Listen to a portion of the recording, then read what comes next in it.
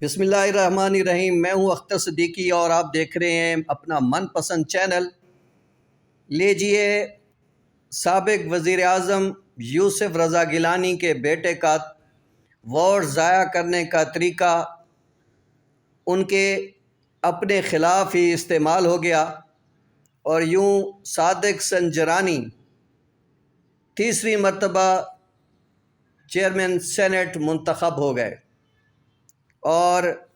صادق سنجرانی کو 48 ووٹ حاصل ہوئے ہیں، جبکہ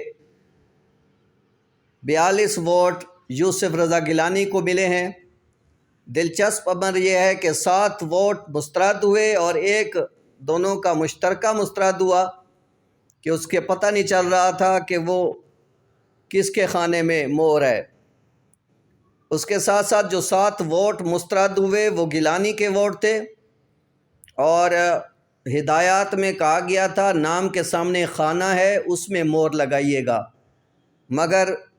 چاہنے والوں نے یوسف رضا گیلانی سے محبت کرنے والوں کو وہ خانہ پسند نہیں آیا اور انہوں نے خانے کی بجائے یوسف رضا گیلانی کے نام پر مہر لگا دی ہے، جسے ٹیکنیکلی طور پر مسترد کرتے ہوئے اس پر پہلے ابتدائی رولنگ دی گئی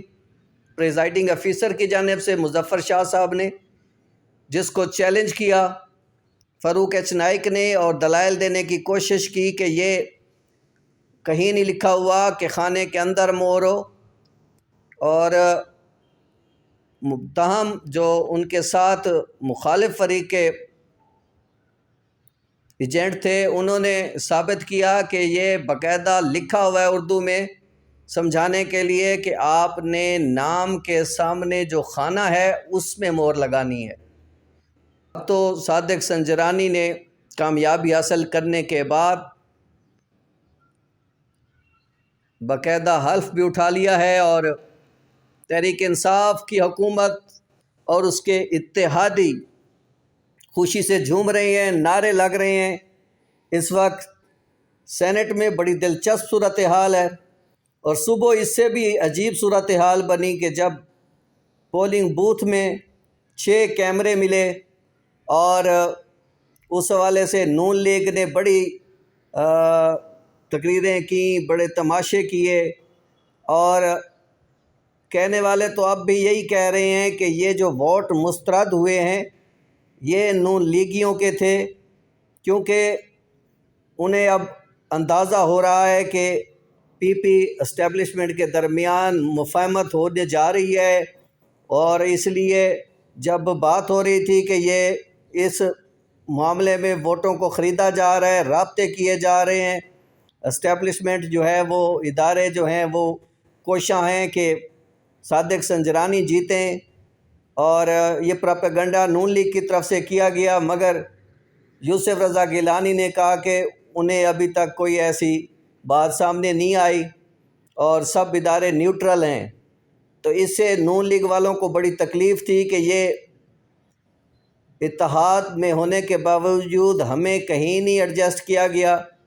اور جے یو آئی فے کے عبدالغفور حیدری کو تو جگہ مل گئی اور ہمیں کہیں بھی جو ہے وہ شامل نہیں کیا گیا۔ انہوں نے بڑے ٹیکنیکل طریقے سے پی ڈی ایم کو جو ہے وہ رگڑ دیا ہے اور پی ڈی ایم کے اتحاد کو دھچکا لگا ہے، اور یوں یہ کامیابی صادق سنجرانی کے حصے میں آئی ہے۔ صادق سنجرانی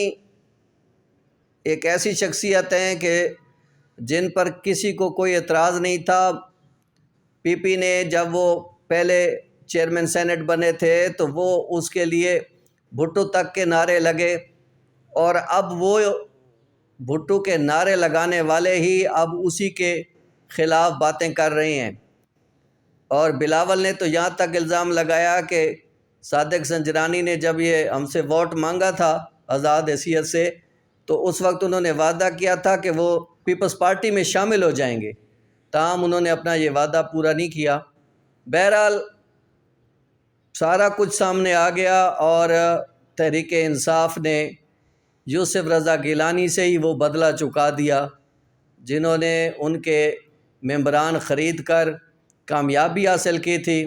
اور آج وہی حال جو ہے وہ خود یوسف رضا گیلانی کے ساتھ ہو گیا، اور بلکہ ہاتھ ہی ہو گیا۔ اب دیکھتے رہیے اختر صدیقی نیوز۔ مزید خبروں کے لیے بہت شکریہ، خود بھی دیکھیے، دوستوں کو بھی شیئر کیجیے۔